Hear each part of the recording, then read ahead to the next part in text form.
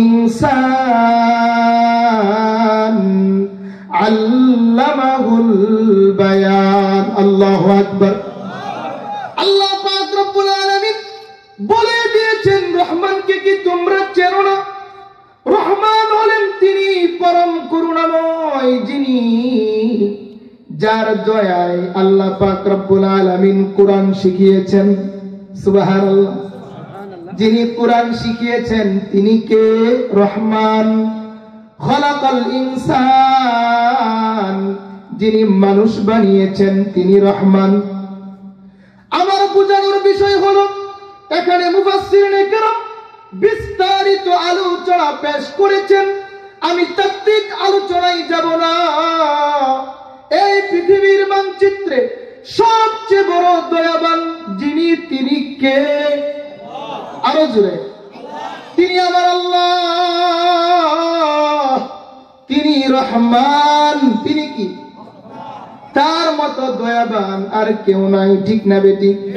আমার আল্লাহ বলেন, ও আমার বান্দা বান্দিরা, আমি আমার দয়াটাকে, রহমতটাকে আমি 100 ভাগে ভাগ করেছি।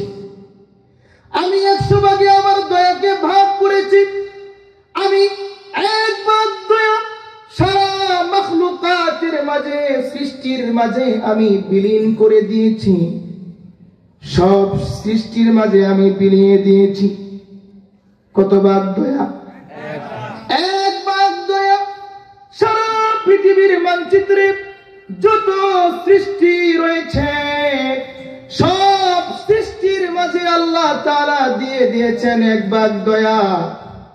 তার মানে হলো, সকাল বেলায় যখন মা বাবা সন্তানটাকে রাগ করে ঘর থেকে বের করে দেয়, কথাগুলো দিলের কানে শুনতে হবে। মা বাবা যখন রাগ করে সন্তানটাকে বের করে দেয়, বাবা দুপুর বেলায় সন্তানকে ছাড়া খেতে পারে, মাগার মা কিন্তু খাইতে পারে না। কথা বলেন ঠিক কিনা?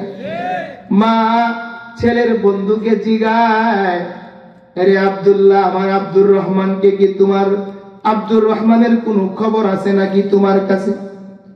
মা দুপুরে খাইতে পারে না, মা রাত্রেও খেতে পারে না। সন্তানকে পাওয়ার আগ পর্যন্ত মার মুখ দিয়া খাবার ঢুকে না। ঠিক না বেটি? আরে মার মধ্যে কি পরিমাণ দয়ার কারণে, মার মধ্যে কি পরিমাণ ভালোবাসা থাকার কারণে, মার মধ্যে কি পরিমাণ প্রেম প্রীতি ভালোবাসা আদর দয়া মায়া সুহাগ স্নেহ থাকার কারণে মা সন্তানকে ছাড়া খেতে পারে না। আল্লাহ তাআলা বলেন, মার মধ্যে অনুপরিমাণ দয়া আছে। কি পরিমাণ? অনুপরিমাণ দয়া। অনুকে যদি আমি বুঝাতে চাই তাহলে তাফসীর করতে হবে। বিস্তারিত আলোচনা করার সময় আমার হাতে নাই। অনুপরিমাণ দয়া এটা বুঝানোর জন্য বলতে চাই, মনে করেন দুপুর বেলায় টিনের বেড়া দিয়া একটা ছিদ্র দেখা যায়, ওই ছিদ্র থেকে বাহিরের আলো ভিতরে ওই ছিদ্র দিয়া প্রবেশ করে কিছু ধুলাবালি দেখা যায়, ধরা যায় না কিন্তু দেখা যায়। ঠিক না বেটি? কিছু ধুলাবালি দেখা যায়, উড়ছে উড়ছে, কিন্তু ধরার কোনো সুযোগ নাই। ওইটা হলো অনুপরিমাণ। ওই পরিমাণ দয়া মার মধ্যে থাকার কারণে মা সন্তানকে ছাড়া খাবার খায় না। ওই পরিমাণ দয়া বাবার মধ্যে থাকার কারণে বাবা তার সন্তানকে কাপড় কিনে দেয়, টাকা দেয়। ঠিক না বেটি? ওই পরিমাণ দয়া ভাইয়ের কাছে থাকার কারণে ভাই তার ভাইকে ভালোবাসে। ওই পরিমাণ দয়া বোনের মধ্যে থাকার কারণে বোন তার বোনকে ভালোবাসে। ওই পরিমাণ দয়া বড়র মধ্যে থাকার কারণে ছোটকে ভালোবাসে। ঠিক না বেটি? আমার আল্লাহ বলেন, ও আমার বান্দা, আমার কাছে তো আমি 99 ভাগ দয়া রেখে দিয়েছি। আল্লাহু আকবার। আমার আল্লাহ তাআলা বলেন, 99 ভাগ দয়া আমি আমার কাছে রেখে দিয়েছি। তার মানে তোমরা চিন্তা করে দেখো আমি আল্লাহ কত দয়াবান। আমি আল্লাহ কত দয়াবান। আল্লাহর পরে সবচেয়ে বড় দয়াবান কে?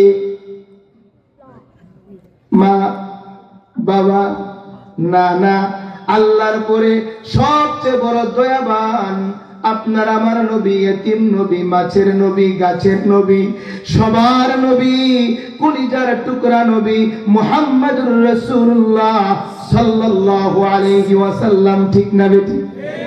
এ মুসলমান ইমানদার ভাইয়েরা আমার, সময় যেহেতু সংক্ষিপ্ত, আমার পরে আরো ভালো ভালো বড় বড় আলোচকরা চলে আসবে। আমি আপনাদের পরিচিত একজন ব্যক্তিত্ব, আল্লাহ পাক রব্বুল আলামিনের দয়ার পরে নবীর দয়া সবচেয়ে বেশি নাকি মা বাবার? আরো জোরে বলেন। আরে হৃদয়ের গহীন থেকে বলবেন, ঠোঁট দিয়া নয়। ঠোঁট দিয়া বললে মুনাফিক হয়ে যাব, অন্তরের অন্তঃস্থল থেকে বললে ইমানদার। ঠিক না বেঠিক?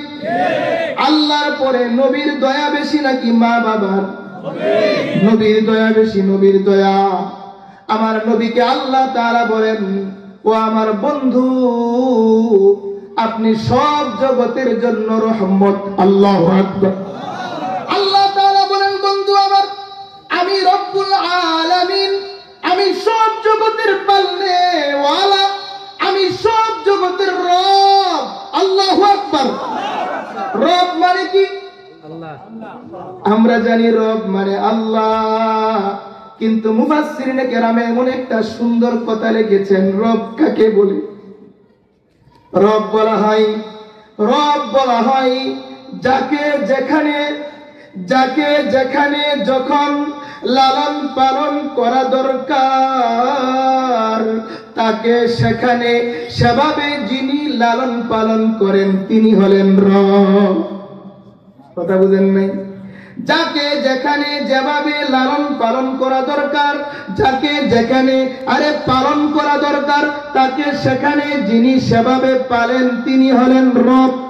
তিনি কি? আমরা বাবার মেরুদণ্ডে ছিলাম, মার পেটে আসার আগে আমরা বাবার মেরুদণ্ডে ছিলাম, ওই বাবার মেরুদণ্ডে নাপাক পানি ছিলাম, ওখানে আমাদেরকে যিনি লালন পালন করেছেন তিনি কে? তারপরে মার রেহেমে আসলাম, মার পেটে আপনাকে আমাকে যিনি সুন্দরভাবে লালন পালন করেছেন তিনি কে? মার পেট থেকে মার কুলে আসলাম, মার কুলে যিনি সুন্দর করে লালন পালন করেছেন তিনি কে? আল্লাহ তাআলা বলেন, বন্ধু আমি সব জগতের পালনেওয়ালা, আর আপনি সব জগতের রহমতওয়ালা। আমি আল্লাহ সব জগতের পালনেওয়ালা, আপনি সব জগতের রহমতওয়ালা। আল্লাহু আকবার। আমার নবী পাখিদের জন্য রহমত, আমার নবী গাছ-গাছালির জন্য রহমত। আন্নান নাবিয়্যা সাল্লাল্লাহু আলাইহি ওয়াসাল্লাম হুয়া রাহমাতুস সামাওয়াতি ওয়াল আরদ ওয়া রাহমাতুল আনহার ওয়া রাহমাতুল আশজার ওয়া রাহমাতু কুল্লি শাই। তিনি সব কিছুর রহমত। কথা বলুন ঠিক কিনা? তিনি পাখির জন্য রহমত।